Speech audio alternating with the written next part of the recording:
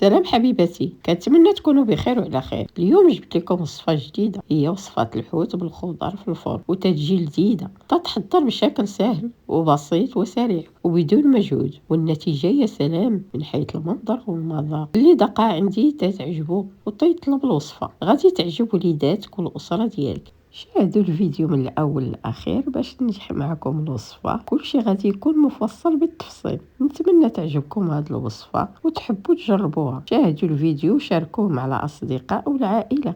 الغزالات ديالي، لا تنسوا تعليقاتكم واستفساراتكم. بدون اطاله ندخلوا دابا نشوفوا المكونات.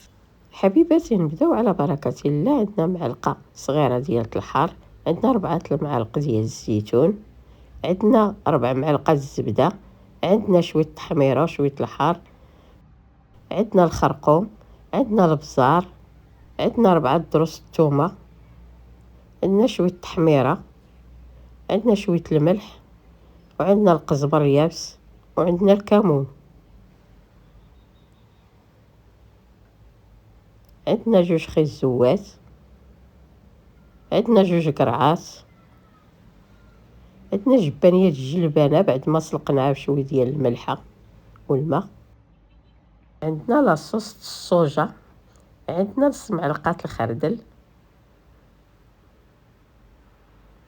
عندنا الخس، عندنا بصله، عندنا 2 مطيشات، عندنا 2 معالق ديال الحامض، عندنا شويه زيت الزيتون، عندنا الشعريه الصينيه بعد ما كبينا عليها الماء الطايب، وعندنا واحد الحوته كبيره بعد ما غسلناها مزيان بالملحه والخل ورقدناها شي 6 سوايع بالعطريه ديال الحوت اللي فيها الكمون والبصار والتحميره والثومه والحامض. رقدناها مزيان وخليناها 6 سوايع. دابا غادي نحكو واحد 4 دروس الثومه على الشعريه الصينيه، وغادي نزيدو واحد المعلقه ديال الحار حسب الذوق، و4 معالق ديال الزيتون.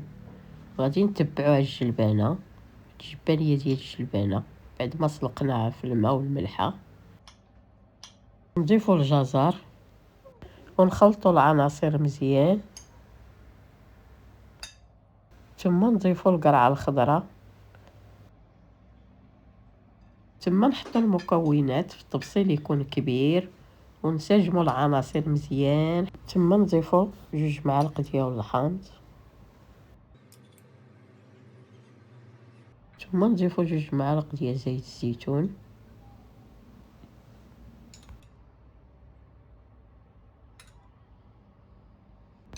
وناخذ خليط ديال التوابل ونخلطوهم مزيان حتى ينسجموا العناصر بعضياتهم، ثم نضيفوهم على الخليط، ثم نضيفوا لاصوص الصوجا على المكونات شويه متكتروش، ونزيدوا واحد نص معلقه ديال لاموطا ونخلطوا الخليط مزيان حتى تنسجم العناصر كلها، ثم ندهنوا الاناء الزجاجي بالزيت. دابا غادي نشدوا الحيطه ونعمروها بالخليط اللي درنا على هذا الشكل كما تشوفوا. دابا غادي نشدوا الخليط ديالنا ونديروه في الاناء الزجاجي.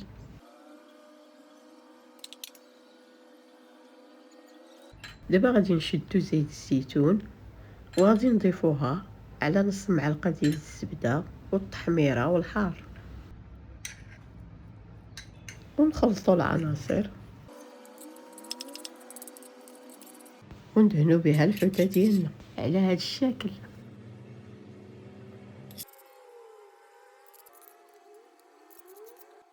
بعد ما دهناها غادي نضيفوا عليها شويه ديال زيت الزيتون من الفوق وندخلوها للفران.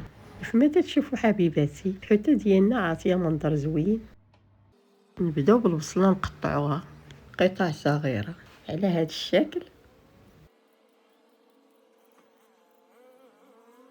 ثم نضيفوا الخس ونقطعوه قطع صغيره،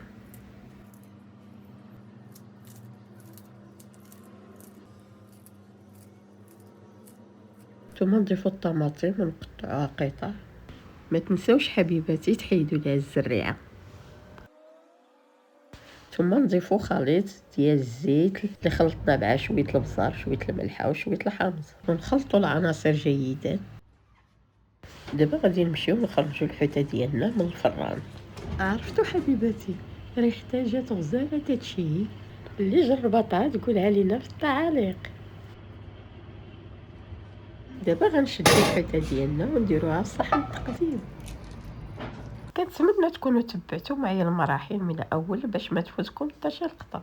الغزالات ديالي اللي جربتها تقولها لينا في التعاليق، وشاركوا الفيديو مع الاهل والاصدقاء وفي مواقع التواصل الاجتماعي باش تعم الفائده على الجميع. حبيباتي، الى عجبكم الفيديو ديروا جيم وابوني وشاركوا في قناه وصفات يونس باش ديما يوصلكم الجديد، وشكرا على مشاهدتكم.